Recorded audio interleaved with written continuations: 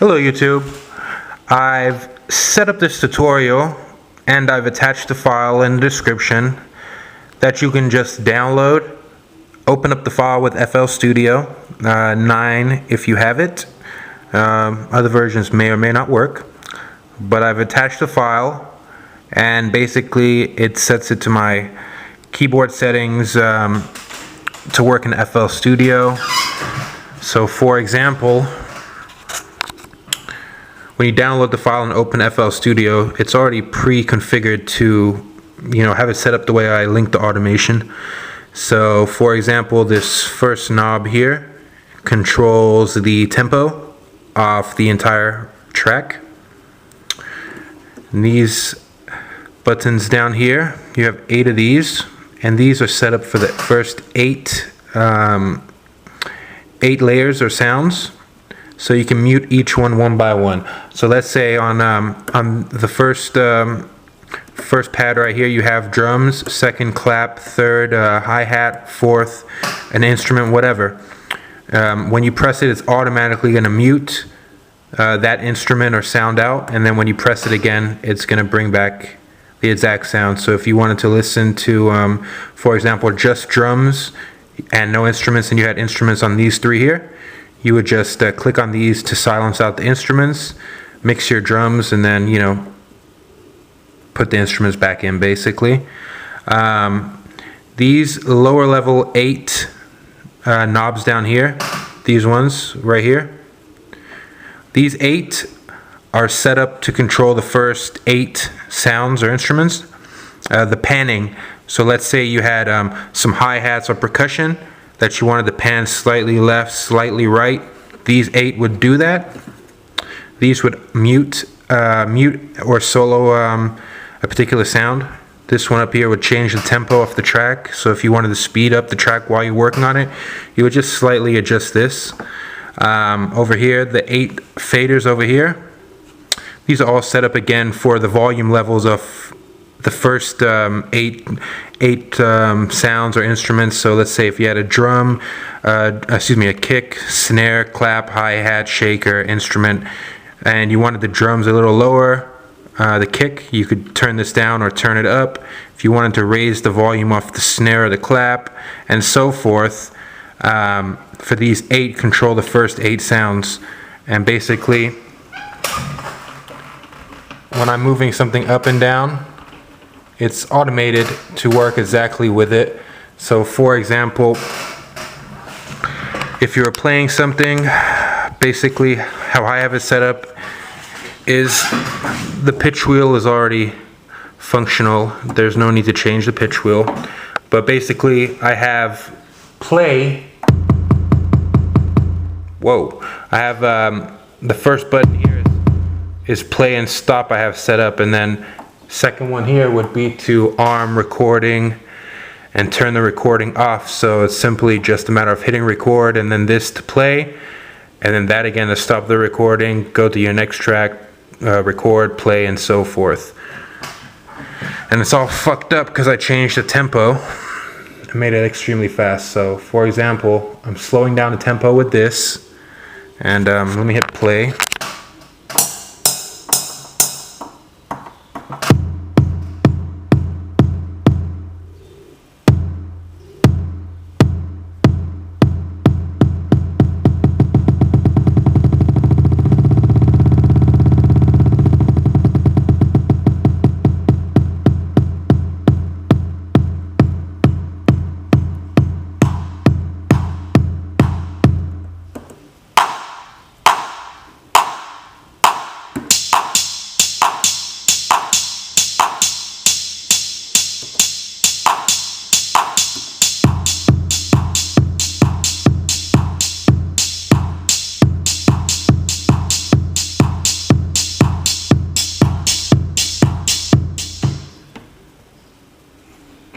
Again, this first fader actually controls the volume of the entire track. So that's the master volume on the first fader, and the remaining faders will control sounds. So if you turn, I can see you turned a couple of these down.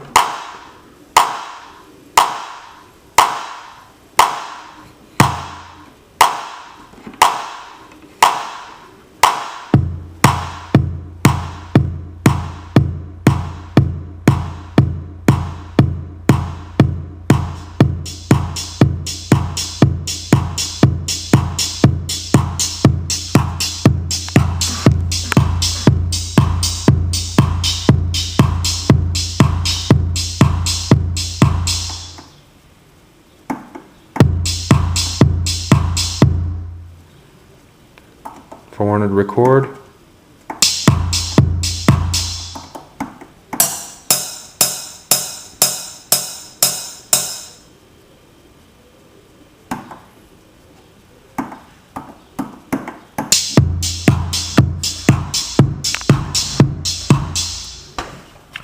And then again, everything is linked up the way that I have it linked up, so if you don't like it, you can always just go in and link whatever you want to link to the controller.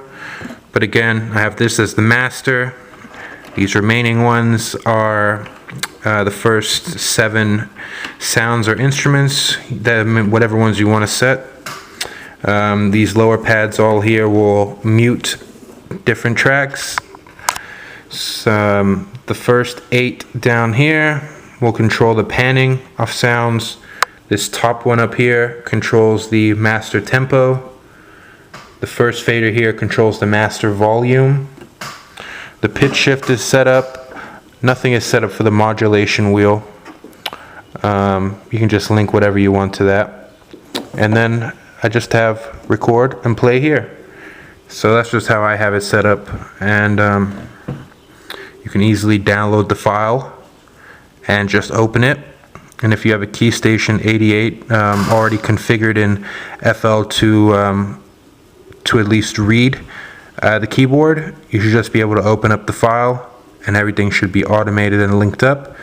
And that just saves you a lot of time from having to link everything up one by one. And just a very easy download. And some stuff I'm running, I got the M-Audio BX8A 8-inch monitors, Rocket 6s. I have 2 and then 2 on each side. The Keystation 88 Pro keyboard, MIDI controller, M-Audio Fast Track Pro. That's just to input my microphone and control my monitors so I can listen to